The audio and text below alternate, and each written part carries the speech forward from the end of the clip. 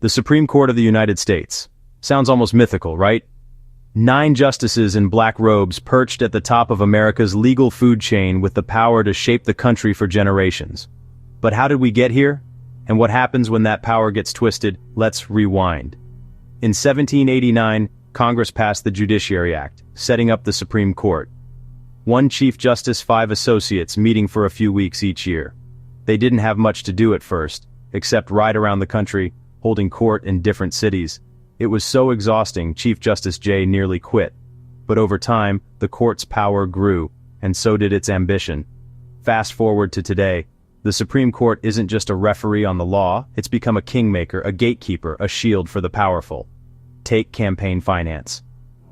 In 2010, Citizens United vs. FEC blew the doors off political spending. The court decided that corporations are basically people, at least when it comes to free speech, and that spending money on politics is the same as speaking out. What does that mean? Unlimited cash, often in the dark, flooding elections and tilting democracy toward the highest bidder. And it's not just corporations. The court's decisions have chipped away at laws meant to level the playing field. Public funding for campaigns limits on billionaire self-funding rules about union dues.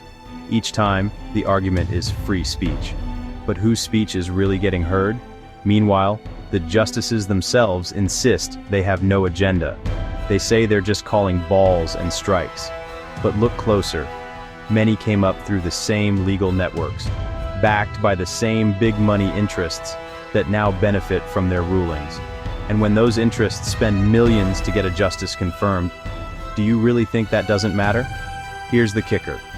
Even when a case could be decided narrowly, the court sometimes reaches out, grabs the whole law, and rewrites the rules. That's not restraint.